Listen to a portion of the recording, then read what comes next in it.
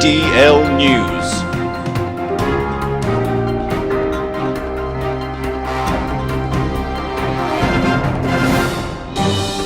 Since it was first created in 2009 to peacefully and legally protest about Muslim extremism in this country, giving a voice to ordinary British people, and to try and put pressure on Britain's politicians, who many people feel are not doing enough to tackle these problems, the English Defence League has been misrepresented, attacked, criticised and lied about by the British media and especially the BBC.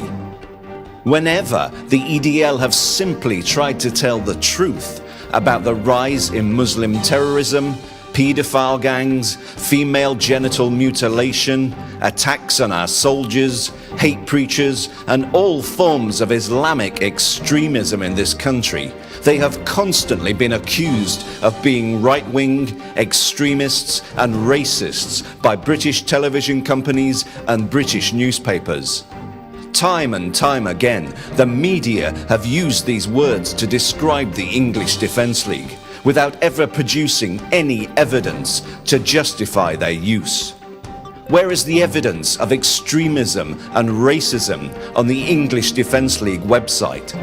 Where is the evidence of extremism and racism on the banners that are carried at English Defence League demonstrations? Where is the extremism and racism in the speeches that can be found on YouTube that are made by EDL members? And where is the extremism and racism in the videos that the English Defence League produce? Where is any of the evidence that justifies the use of these words by the British media? So why would the supposedly impartial BBC and other television companies constantly lie to the general public about the EDL? Why would they lie about the number of people who attend peaceful EDL protests, changing the figures in their reports? Why would they suggest and imply that the people arrested at these demonstrations are EDL supporters, when they are in fact members of a group who call themselves Unite Against Fascism, a group which is backed and funded by politicians from all three main political parties and David Cameron himself. A group that uses violence and intimidation against anyone who criticises government policies. Why would the BBC and other broadcasters use news blackouts, misinformation, smears, half-truths and downright lies when reporting about the English Defence League? And why would they use words such as right-wing, extremist and racist without ever producing any evidence to prove this?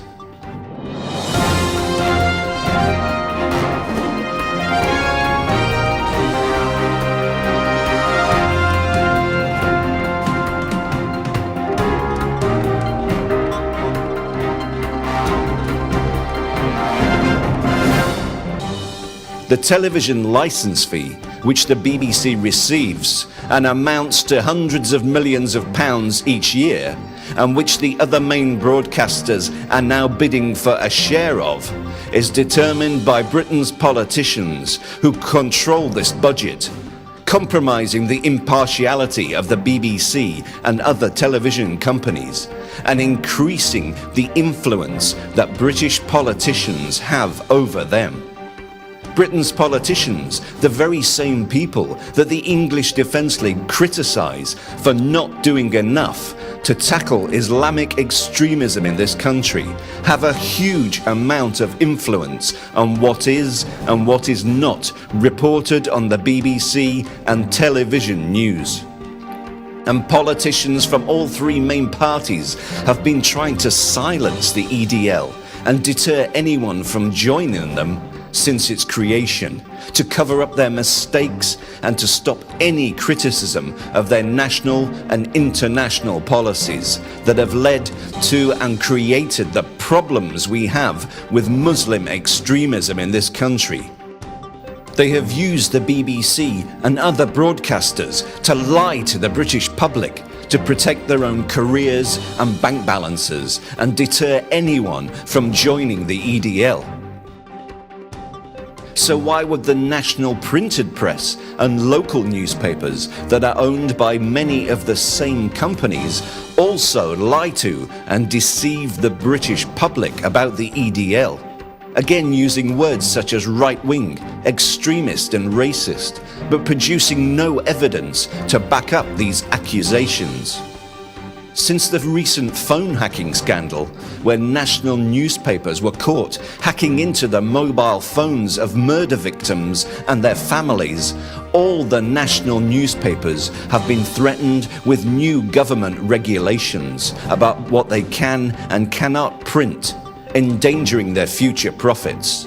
Regulations set up by Britain's politicians, again compromising the impartiality of the printed media in this country, and again making them heavily influenced by our politicians. This is why, even though the national newspapers and television companies have thousands of images and hundreds of hours of video footage like this, taken at English Defence League demonstrations, that prove the accusation that the EDL is right-wing and racist to be a lie, you will never see them used by the mainstream media, because Britain's politicians do not want you to see them. You will never hear the truth about the EDL on the mainstream media, because Britain's politicians do not want you to know the truth, that the EDL are not right-wing, are not extremist, and are not racists. They are just ordinary people who are trying to stop the spread of Islamic extremism in this country, and who are also trying to correct the stupid mistakes made by this country's politicians.